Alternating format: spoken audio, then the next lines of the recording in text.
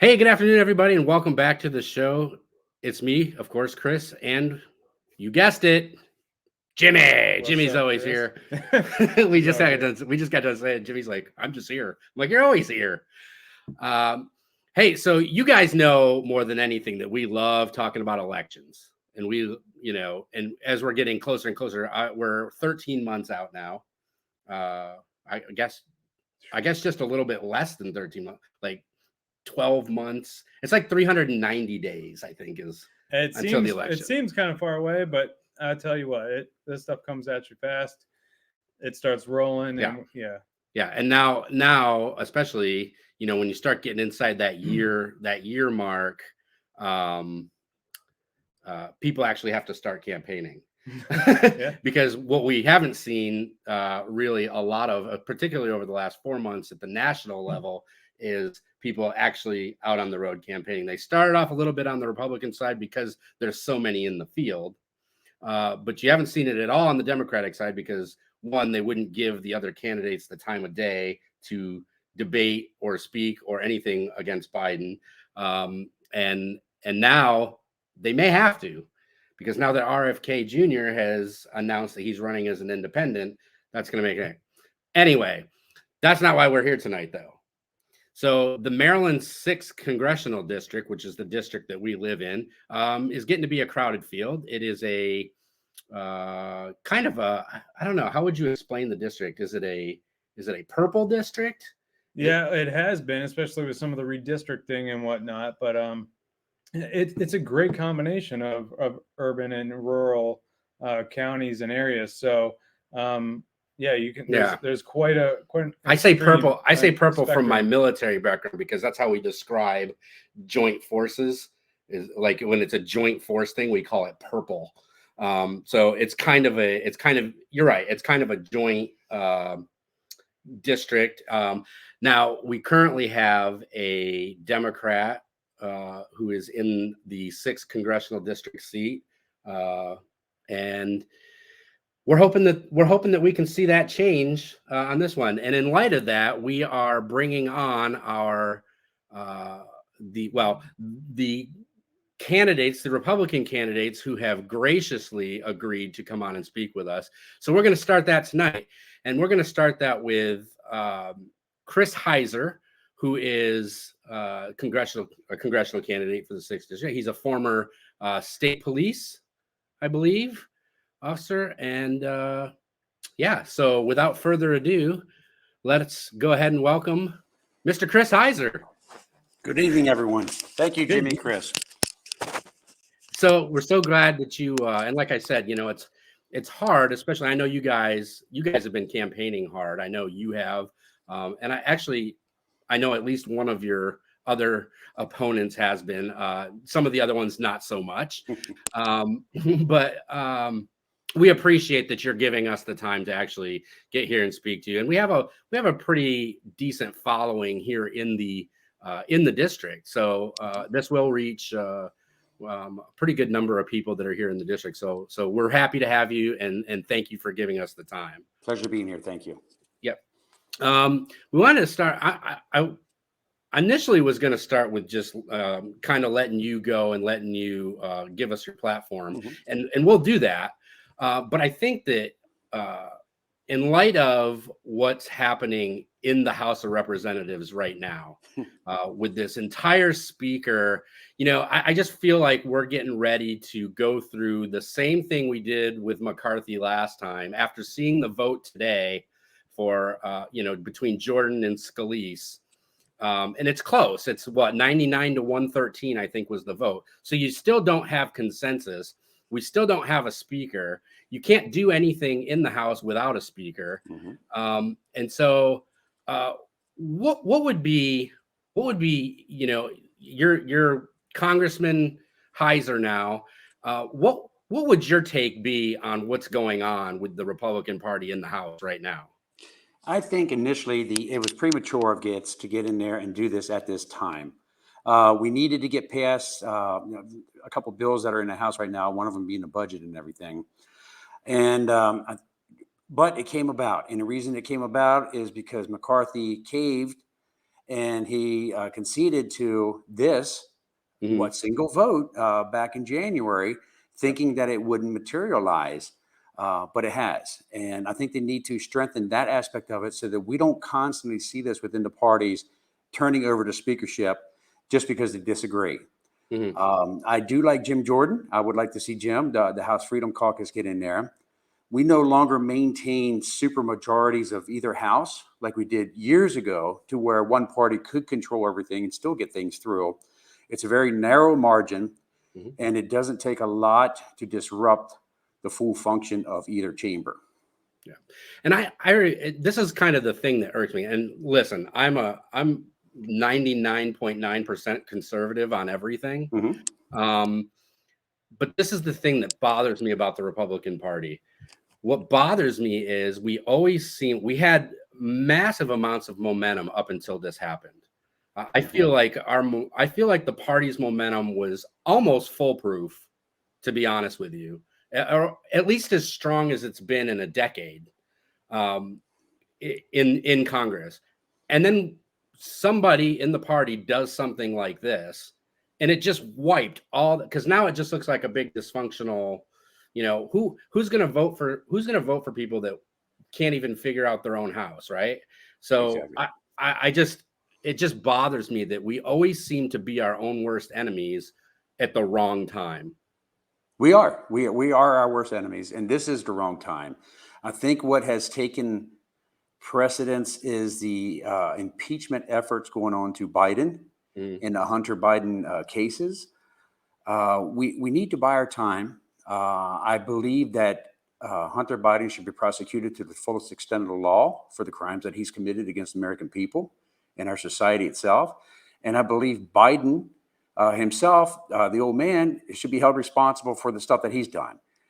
But we need to do it strategically to where if we do it, we know that we got the House and Senate for next time around, and we can see things through before the new president is sworn in.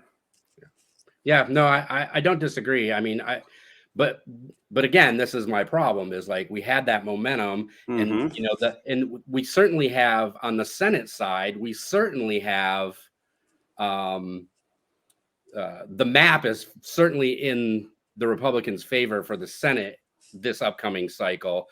But again, this type of thing is the type of thing that can just wipe all that momentum away and really hurt. Now we're going to get some help, because I don't think that Manchin is going to be successful in West Virginia for the Senate. So I think that one might flip no matter what. But still, I mean, it's going to be hard. And I just hate that we do this to ourselves every single time.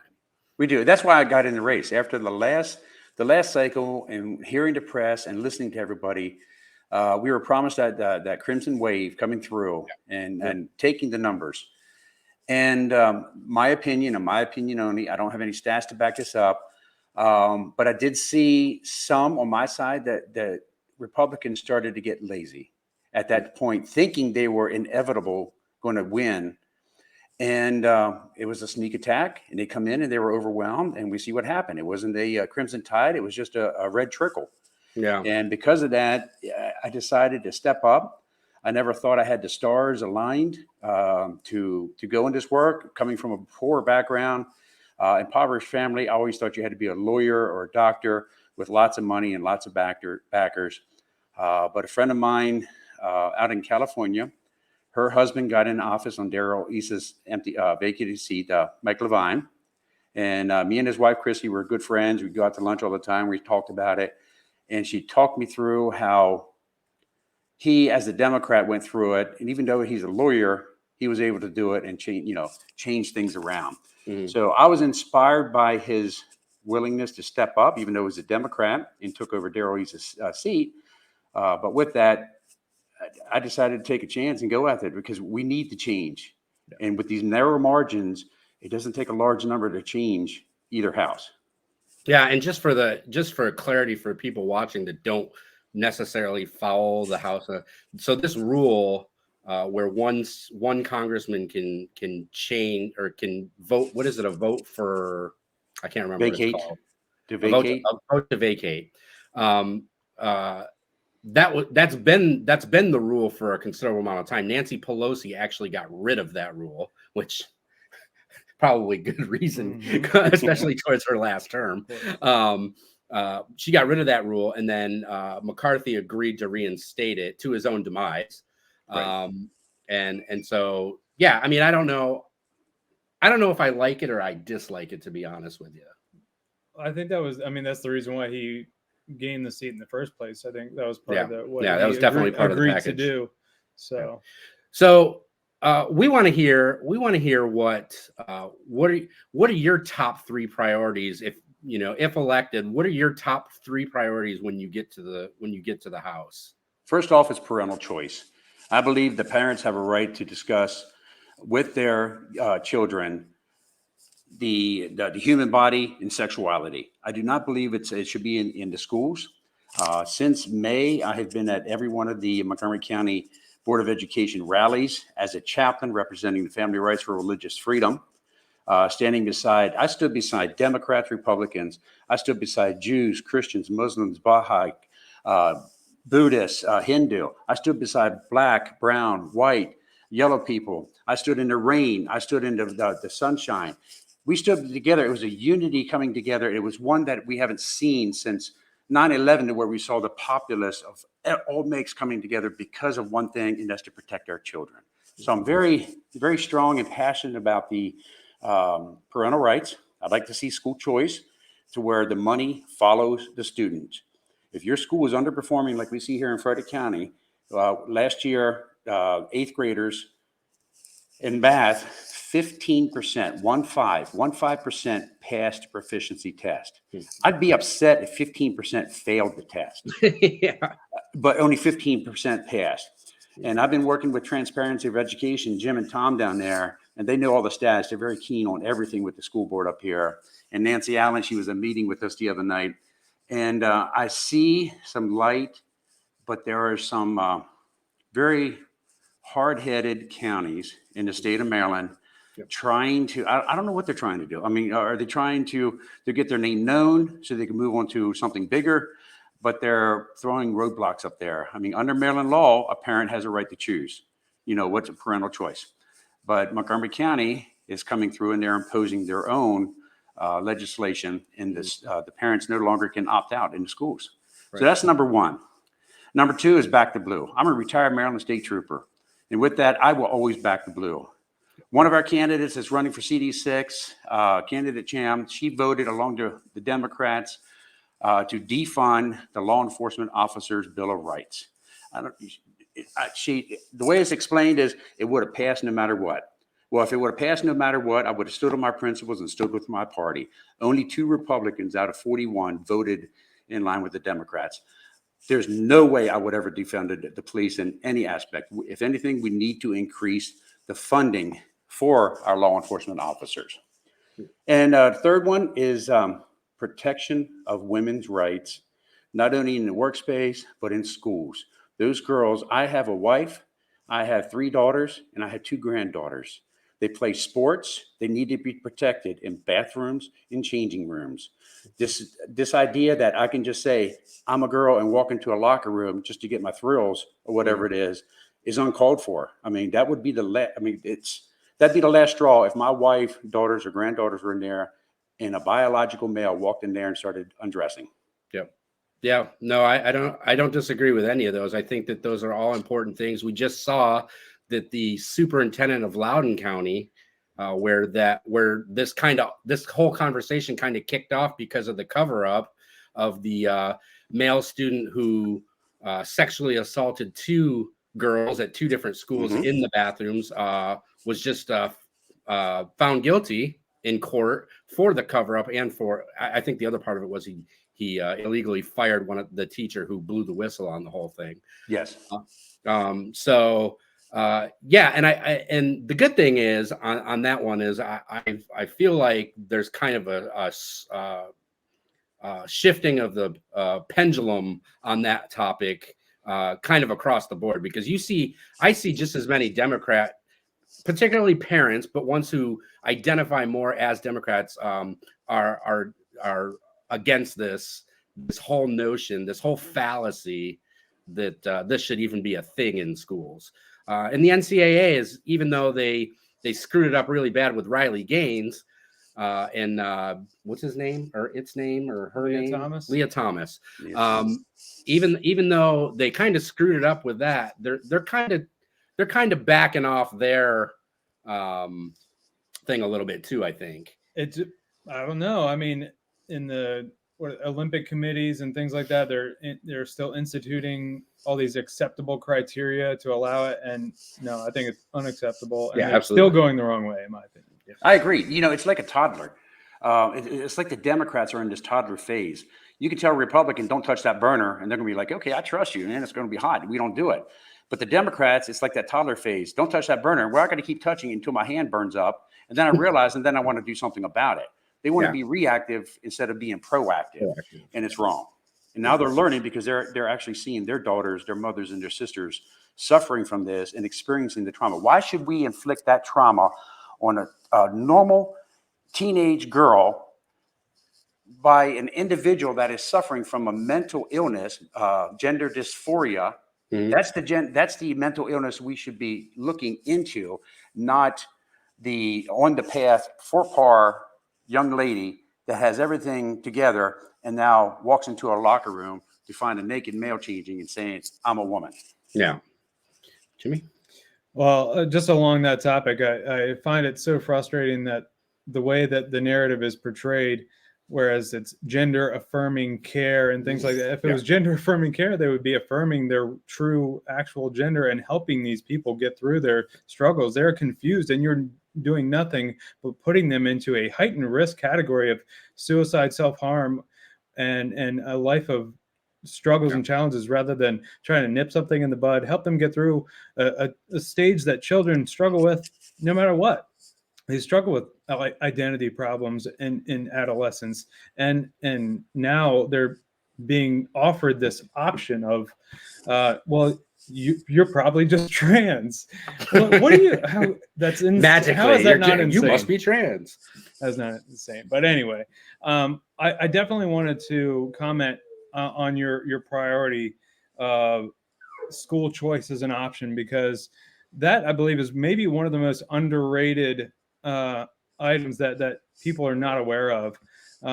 There's the big, sexy topics like immigration and abortion and the trans issues, and those are all important issues. But the impact that school choice and the education of our children that ultimately has on our society moving forward is absolutely huge. I mean, these are publicly funded schools. We are, and on the conservative side, everyone's telling you to take your kids out of public schools, invest in homeschooling and what are the co-ops and private schools and things like that.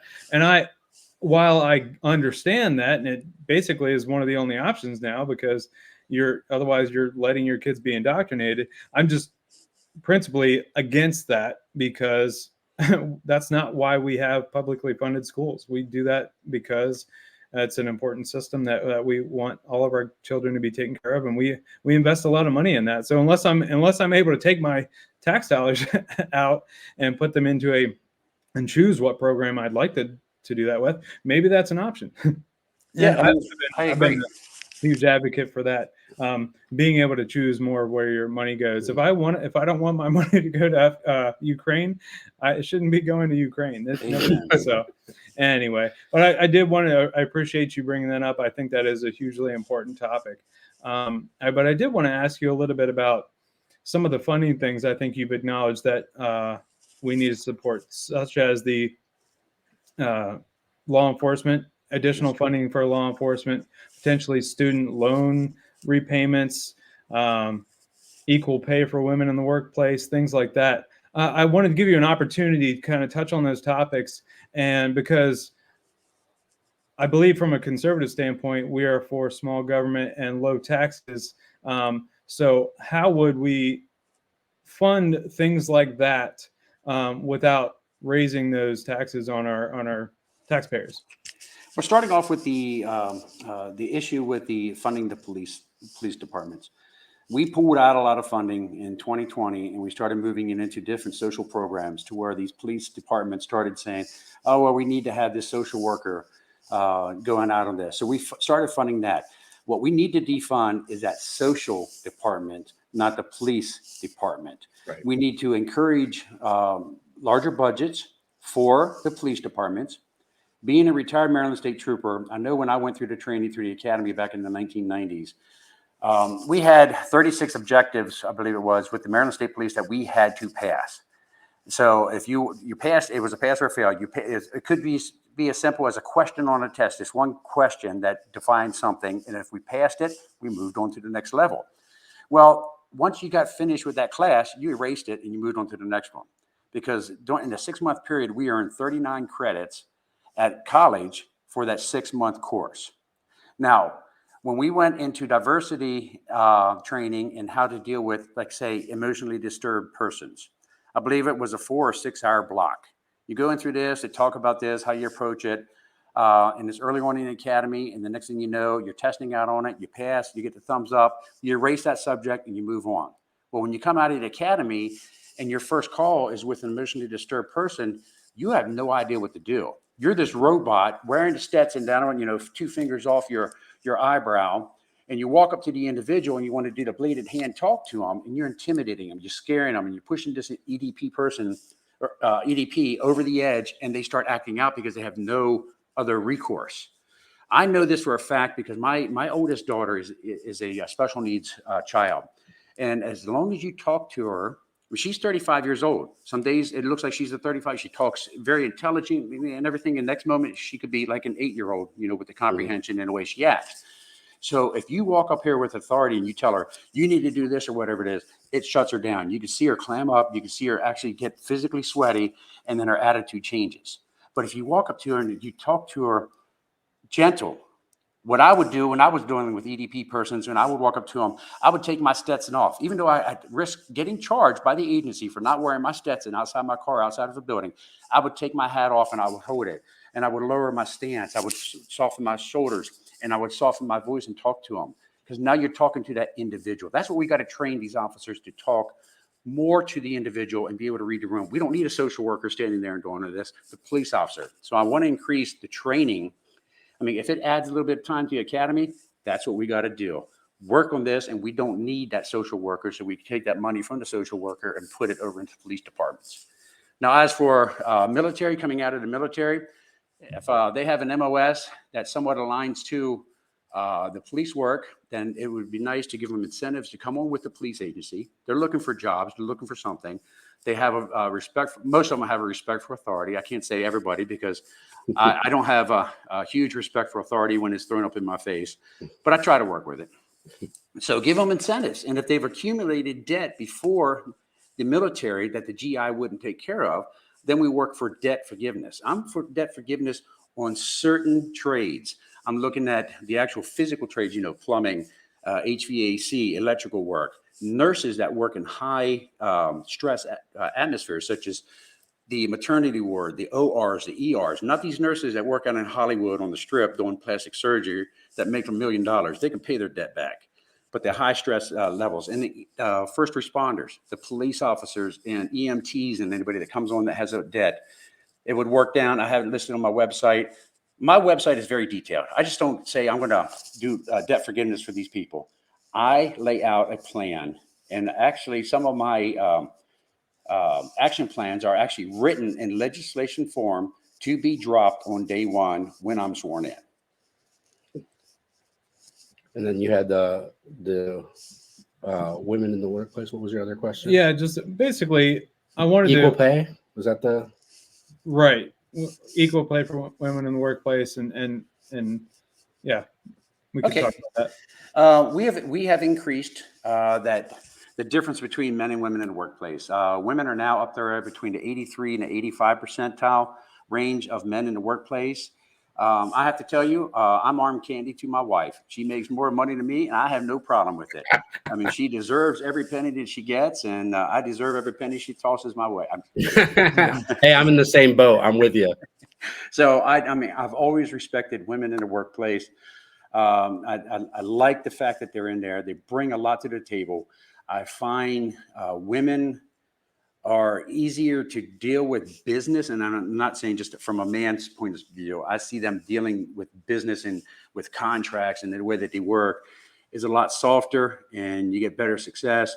But when it comes down to pay, they're not respected because there's a possibility they either left work because of a pregnancy or something along that line, or there's a tentative that they will leave because of their age, just getting married or whatever it is. So employers are fearful that they will lose them for child rearing.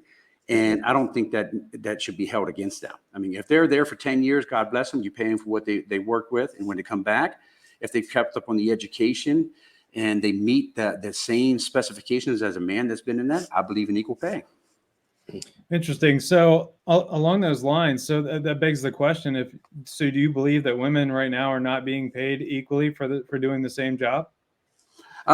Based on the stats and the stats alone that I go off of, everything that I read, like I said, they're between the 83 and 85 percentile what men get. So it's increased over the last decade. It was down in the low 70s, 70% of what men would get for the same job. It's increasing slowly. I think with COVID is helping a little bit because we saw how we were able to do the jobs remotely.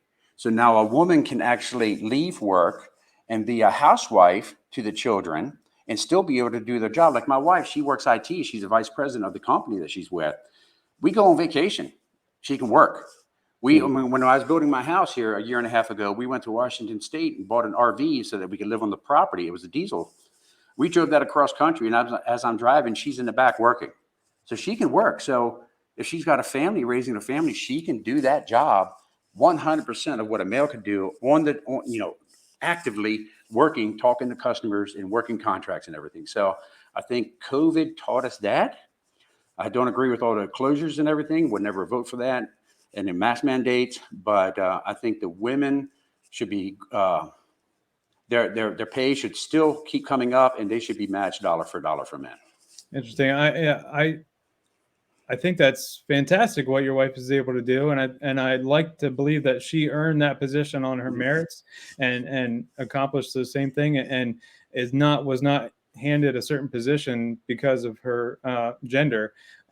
So I find it very concerning how that would potentially be regulated, mandated, especially for private companies, and saying that you're forced to pay them a certain amount of money or give them a certain amount of leave for maternity leave, mandating that. That to me, that institutes regulations that don't need to be there. I feel like the free market can sort that out on its own, and I think it has. I believe that the numbers do not support that women are not paid equally for the same opportunity, the same job, doing the same amount of work. I believe women actually, and it's from an educational level, are doing far better than men. Men are actually trending downward. So I'd be curious how that could potentially be regulated. I actually wouldn't want it to be regulated, in my opinion. On the private industry, I agree with you. It can't be. The only way that the government can regulate it is if the government has a hand, not say per se in the business, but if they're receiving some type of subsidies or they're doing government contracts. They impose that on pharmacy or these contract companies. So when you sign a contract, you can't make over X percent profit. So they could do the same thing with those industries that they're working with. Private industry, we're just going to have to try to bring them up on their own. The numbers that you talk about, some studies do show certain industries, women do, like in IT, that my wife is in, and vice president, she makes more than what a man would make in the same position. But now women in, say, a trade position, such as a plumber or whatever, they make less. So the average comes out to about that 82 to 85 or 83 to 85% range. It's an overall average of all the industries, and not one small sample of a certain or particular industry itself.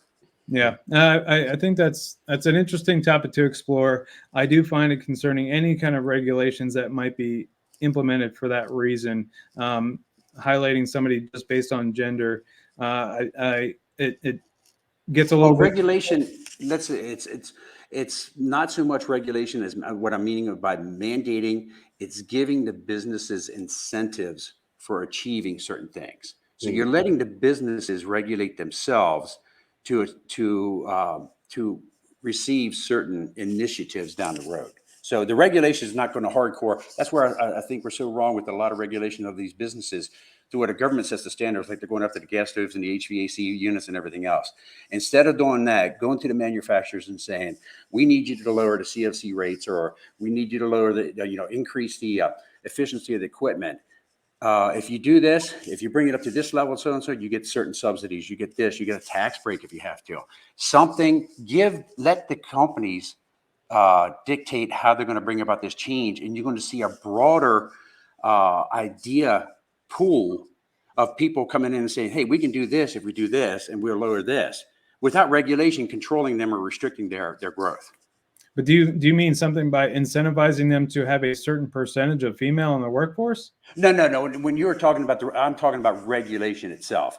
To implement this, I'm talking about giving them incentives. If you're going to do this, if you bring the women, if you can show with your business that you're bringing and it's not just equal. I'm saying equal pay for women. Women have been defranchised over the years because they make less. If the industry shows that the men are making less and the women, I believe in equal pay across the board for the job that's done, but I don't care what your gender is. Right. So I think should be some stability on that. The nomenclature, we get caught up on that because that's what we got to refer to, equal pay. For women, they've suffered the longest from suffrage and everything up to now. I think it should be a point to where every job should have that level equal to man and woman, and keep everybody consistent. Because if we start pushing the women and we show the increase of the women's salaries here, then the men, I know it, I'm going to complain and I'm going to want to be up there as well. So we got to keep it coincide. Yeah. I think men and women just make different choices, but I think we ultimately have the same goal. I'm just concerned that it would get into the affirmative action realm along those lines, which we don't want to see, or even the regulation of like minimum wage and the never ending rise of minimum wage, saying, well, everyone deserves a living wage. You can't define what a living wage is. Things exactly. Like that. To me personally, there should be no minimum wage. The market should dictate that. If people are willing to voluntarily do that job, there's all kinds of benefits of having low wage workers, younger, lower skill workers in that workforce, and allow them to grow. So yeah, and I agree with that. Minimum wage is a benchmark that everybody tries to put in place, the saying that this job is worth that. I don't know who established that, but what irritates me, being a former business owner and everything, I hate the employee that walks in there or the person that walks in there. Oh, you're only paying $15 an hour. We're going to give you $15 an hour work. Who dictates that? Who tells me, is it 50% of my energy level? Or is it 75% of my energy level? That's your personal attitude. When you sign a contract and say, I'm going to take this job for X amount of money, if it's $3.48 or whatever it is to be a server on tips, well, at the end of the day, if you made $2 in tips, you made $2 in tips. You made $100 in tips. I know you're not reporting it. You're going to walk away with $100 in tips. And then ultimately what happens is they get replaced by robots. Well, we see that because of COVID. I mean, we're seeing McDonald's and some of these locations around the world, they're starting to automate that. And with AI, I mean, we don't need these writer strike that we just had out there in Hollywood with the introduction of AI. According to the special, we don't need these writers. We can just put in there, hey, I want to write a sitcom and it's going to involve this person, make it funny, make this person dull. You put it in AI, 3 minutes later, you got an entire script. Yeah. So one thing that I'm not sure, and I did listen to some of your previous interviews and have read some of your other stuff. I know that you are pro Second Amendment. Yes. But talk to us about that. Talk to us about, you're elected to Congress.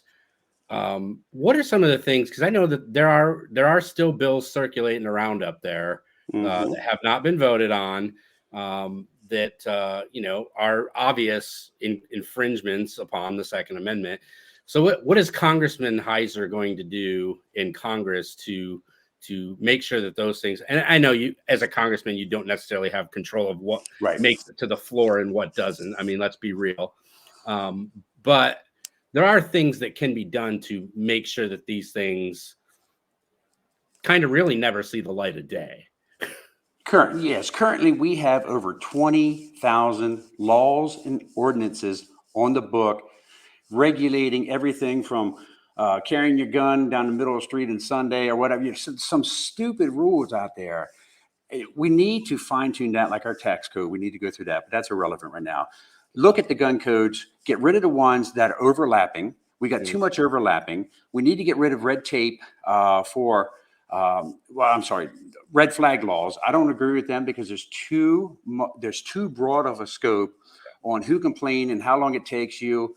What's the due process on getting your weapons back? I don't believe neighbors should ever be able to report on one another. I mean, we see with Ron Paul down there with his neighbor that tackled him while he was out there cutting the grass. Yeah. I mean, what if you got a neighbor like that and just doesn't like you and start saying, well, hey, I don't like him. Go take his guns, and you seize your guns and you never see your guns again. Yeah. So I'm against the red flag laws. I don't think I would ever be for them. They would have to be so specific on the process and everything. Then I would have to think long and hard about before I even voted or anything like that. But at the end of the day, having been a retired Maryland State Trooper, been around guns all my life, served in Iraq 7 tours, 3 in Afghanistan as a contract dignitary protection agent, served with the military, not in the military. I use weapons of all sorts over there. At the end of the day, it came to me, somebody stated a thing. It says, the thing I'm holding, which was an M4, it's like, this is only a tool. I am the weapon. Right. I mean, absolutely. Drunk driving, we go after the driver. We don't go after the car. So we shouldn't be going after the guns. So I would do everything in my means to protect the gun rights. I've taught my wife when I married her 16 years ago how to shoot. My daughter, she was 12 when she shot the Henry 45-70 for the first time. I had to lay her down because she was only 90 pounds soaking wet. So I had to lay her down in prone position to shoot that.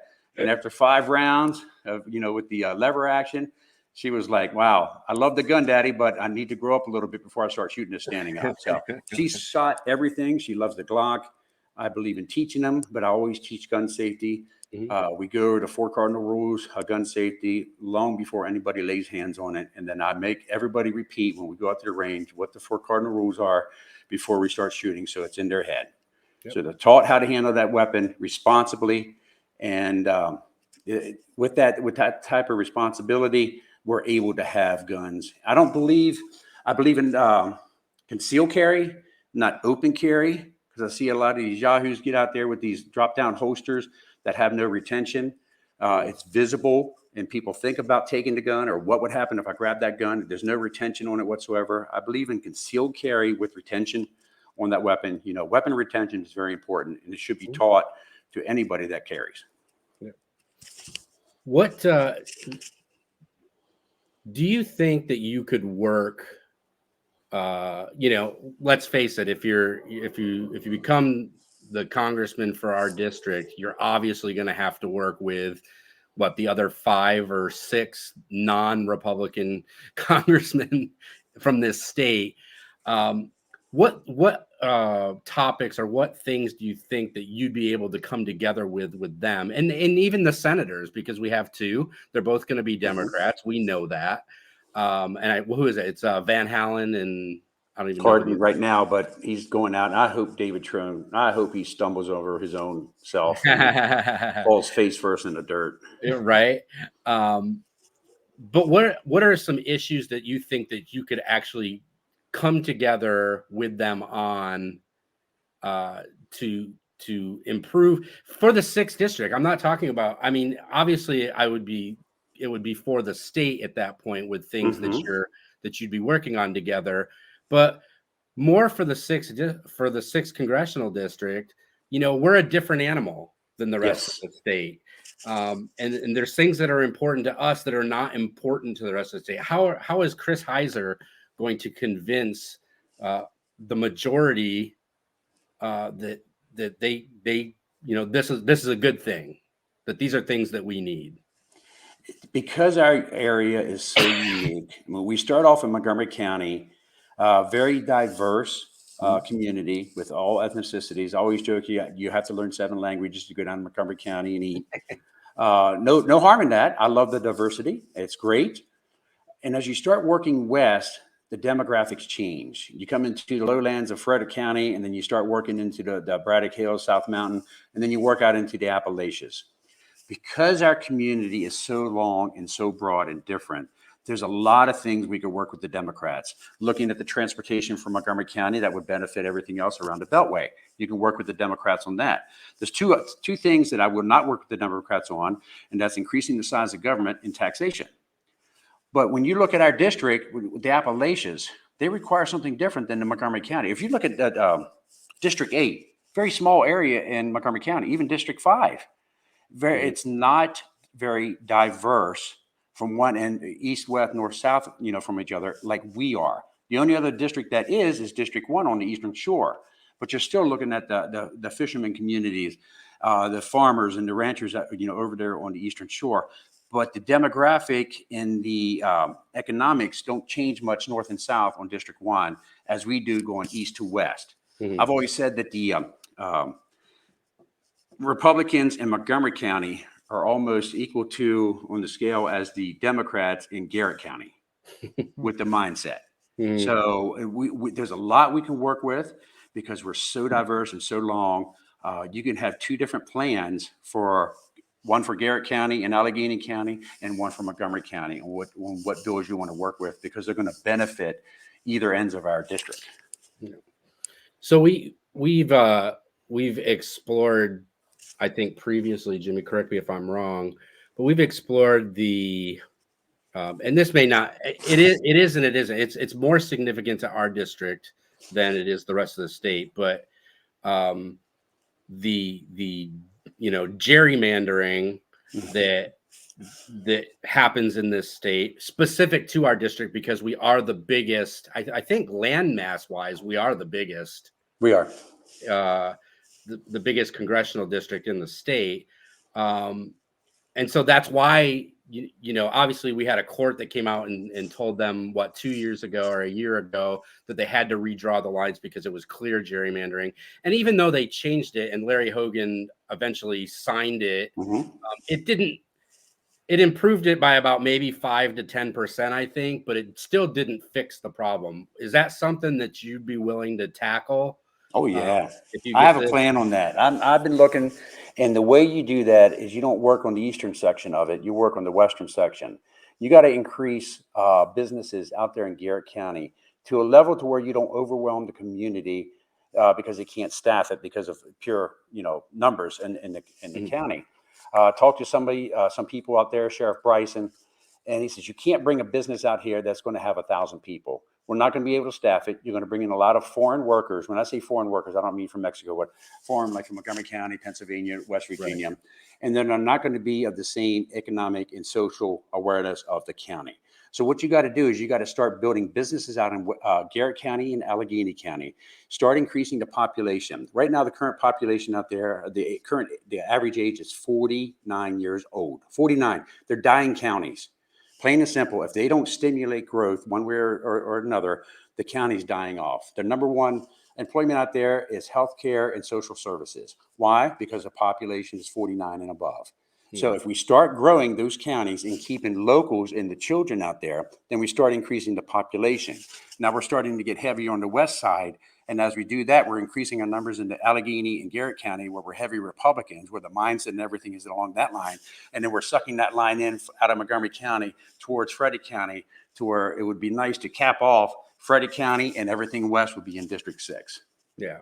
Yeah, I mean, and for the listeners who are out of state that don't understand, what's happened is you have this huge swath of land that's Frederick County West, which is predominantly Republican, but then they threw in a chunk of Montgomery County, which is our neighboring county to the east, and that is high density, a lot of people.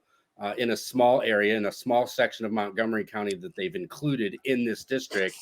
I think Neil Parrott, who ran for this seat last time, the night of the election had a 26% lead overnight. And then by 3 days later, when they counted Montgomery County, he lost by 6 or 9%.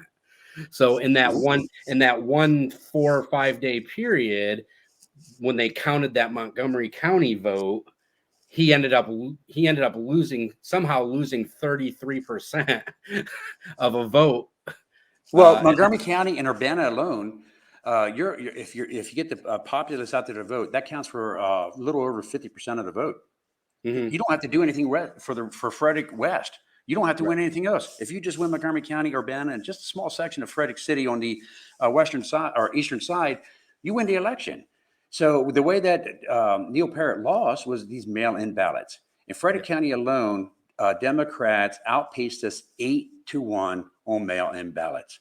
That's why when you went to bed and you're saying, hey, my candidate's winning, you looked at the screen and the next morning, it's like, how'd they overcome that 26% deficit? It's like, what happened? They started to open up the mail-in ballots. We don't agree with it as Republicans. I don't agree with it. I like same-day voting. I like voter integrity with voter ID. But until they do that, until the laws change, we can't ignore what is legal. Yeah. So we need to utilize the mail-in ballots, and we need to utilize the early voting to our benefit, play their game. When we get the majorities, then we can change the laws and make it to where it's going to satisfy that single day voting and what our founding fathers had wanted to take place, and not this 6 months in advance, because you can't. I don't know what the reasons are, and then you get these mail-in ballots. It's just crazy. Yeah, and so kind of on that too is motivation to go vote. I don't know. I haven't looked at the turnout from. So full disclosure, I'm an election judge for Frederick County. I've done election judging for the last 3 elections, I think. But I didn't feel like in this last one that, even though there was a lot at stake, obviously, because we have and I'm going to say it this way, and I'll probably catch some flack for it, but the moron in charge right now, and to me, that was high stakes. It was high stakes. Do you want to continue living the life that you've been living for the last 4 years? Or do you want to take a chance that this guy's doing exactly what he's now doing, which is placating to the progressive left and basically destroying our economy, destroying our country with his open borders policy? But I didn't feel like I saw the turnout at this last election that I expected to see. And I don't know, maybe I'm wrong. Maybe the numbers. No, you're right. You're right. Washington County, 18,000 registered voters didn't vote. 13,000 in Frederick County didn't vote. And what I've got the list of both. And after I'm finished my fundraising calls through the day, the 2 hours on that, I start calling the voters and I start asking them, what's your concerns? And their number one concern, if you see any of my social media, is these clubs, so-called clubs, like the Republican Club of Frederick County, the Young Republican Club of Frederick County, and other clubs out there. They start favoring one candidate so early on in the race that their other club members and people that actually hear this start getting ticked off. They're like, why are you pushing this one candidate? Are they weak? Do you want a puppet? Is that what you're doing? You're pushing a puppet so that you can control? Why are you pushing this one candidate? That's what the primaries are for. Let the candidates speak. Let the constituents hear all the candidates. These clubs, if you want to take that GOP logo and tag it out there, then you let the primaries decide. And what people were telling me is, I could see it, it's their pride. They got pissed off.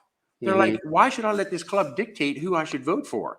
I mean, that's what I should do my due diligence, but we become lazy. We instead of us doing the research, we have the technology today. I could sit in front of the computer. I could find out anything. Back in the 80s, we didn't have that. So we had to go out there and we had to listen to the stump speeches and everything. We had to go to the different rallies. We had to go to the barber shop to try to find out. It was a little bit more processing. Now we got so much at our fingertips, we don't use it. We just get that single source. Hey, you need to vote for this candidate. Why? Oh, well, she's pretty in a dress. Who cares? Whose puppet is she going to be when she gets into office? I want somebody who myself, because I'm a firebrand, I want somebody in there with firebrand and who has a set of kahunas, as large as my house. Plain and simple, that's going to do that and is going to stand up for the constituency here in the 6th District, then the state of Maryland, and then the United States. I have several questions I'd love to ask, but we don't have all night. Okay. But maybe we'll follow up. But one issue I wanted to bring up, because I think a lot of average voters are just generally frustrated with government, and they basically dislike both sides and just assume that government is corrupt.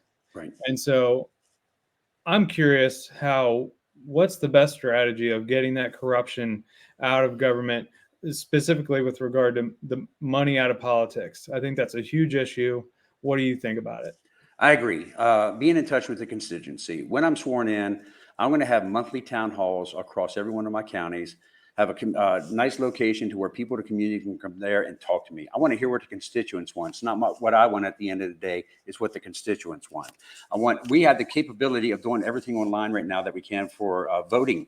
When I'm saying voting, I would put out a poll this question. How does everybody feel? And I'm going to vote according on that. Now, as for the campaign finances and the money that's in politics, it's crazy. It's absolutely crazy. Prior to this, I always joke around with my wife. I never understood the fundraising. That was a huge deficit. Huge deficit on my behalf. I can only do the one ask. I ask that, and somebody says money's too valuable to me. I can't go back and ask them again. I can't do that hounding. We need to cut finance spending for these campaigns. And I would love to see for Congress to be capped at 100,000 earned and spent.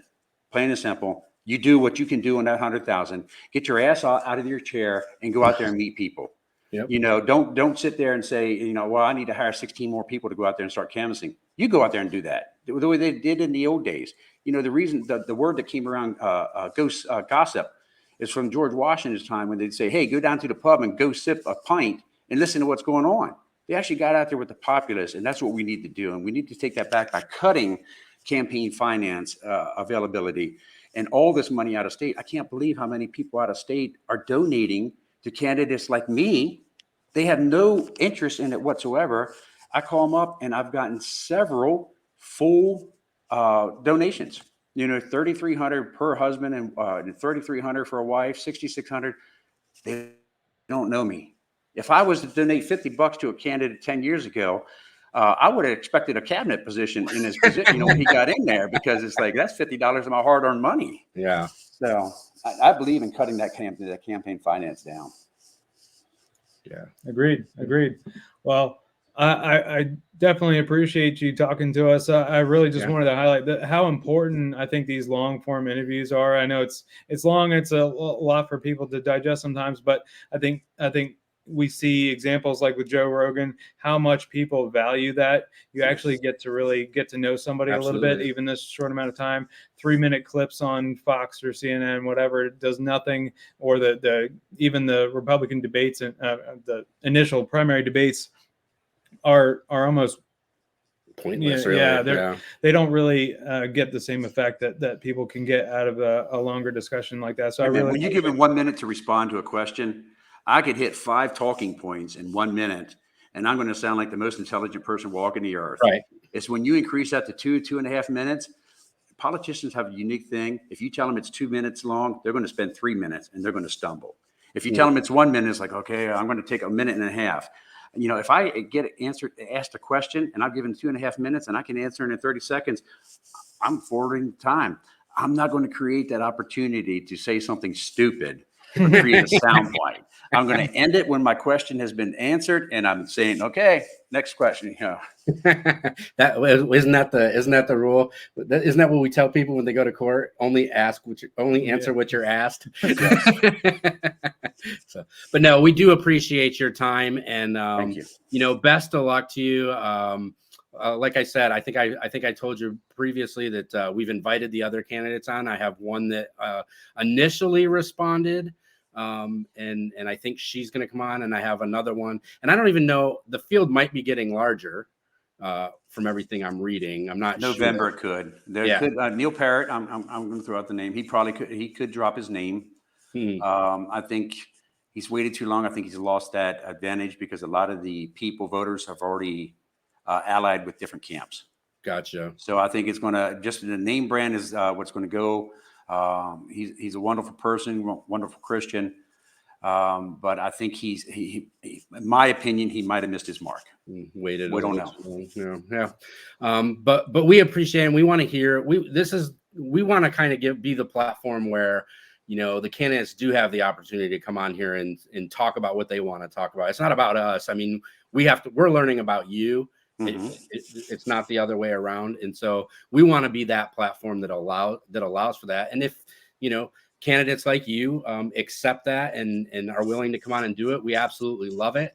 And we'll see if the other ones do it or not. Well, I greatly appreciate your format. I've talked to other podcasters.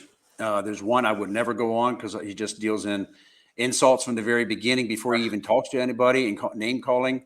That type of format I would never go on because there's no opportunity. It's an ambush.